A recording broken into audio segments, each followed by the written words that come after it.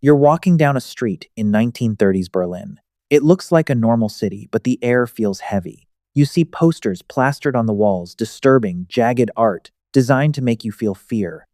You pass a person of color, and you watch as people tense up, cross the street, or whisper insults. It's a scene of casual, everyday cruelty.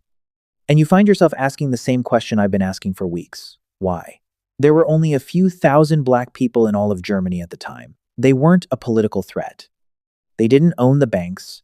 They weren't running the government. So why was the Nazi machine state obsessed with absolute control, so fixated on them? To understand this, we have to look past the surface. The Nazis didn't see humanity as a family. They saw a ladder. At the very top, they placed the so-called Aryan master race. This wasn't a scientific classification. It was a delusion. They believed that human worth was determined by blood, and that this blood had to be kept pure. But here is the thing about purity. It only works if you have something to compare it against. You need a stain. You need an enemy that represents everything you fear. After World War I, France occupied the Rhineland in Germany. Among their troops were soldiers from French colonies in Africa. For the Nazis, this was a propaganda goldmine. They started a campaign calling the children of these soldiers and German women the Rhineland bastards. They took a small, specific group of people and turned them into a symbol. They claimed these children were an existential threat to the German bloodline. It is the same logic as defining normal in an incredibly narrow way, where everything else becomes a mutation that needs to be removed. They also targeted culture. They called jazz jungle music. Why? Because it was vibrant, improvisational, and deeply rooted in black culture. The Nazis hated it because it was the opposite of their rigid, militaristic world. They weren't just attacking people, they were attacking the idea of difference. They used pseudoscience to label black people as subhumans. By stripping away their humanity in the textbooks, the newspapers, and the radio, they made it emotionally easy for the average citizen to ignore the suffering of their neighbors. It started with small steps, a pattern we see throughout history.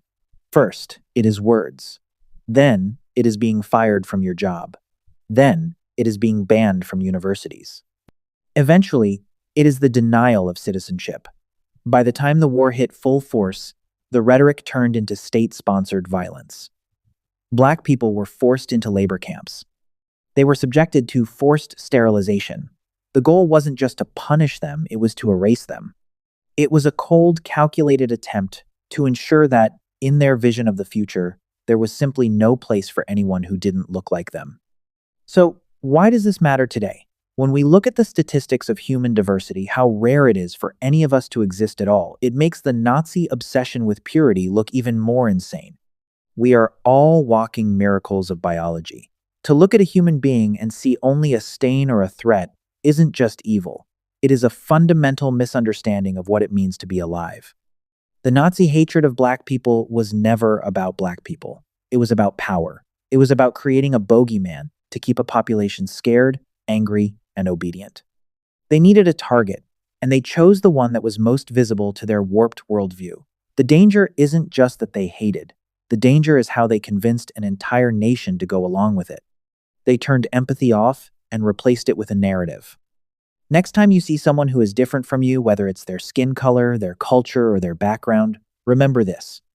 The Nazis used fear of the other to destroy their own country from the inside out. The rarest thing in the world isn't a specific person with a rare genetic condition. It's a society that has the courage to value every single human life, regardless of the pyramid that someone else tries to build. You exist. You have beaten odds so massive they are hard to comprehend. And the best way to honor that reality is to recognize that same miracle in everyone else, even when it's inconvenient. Keep questioning, keep learning, and don't let anyone simplify the world into us versus them.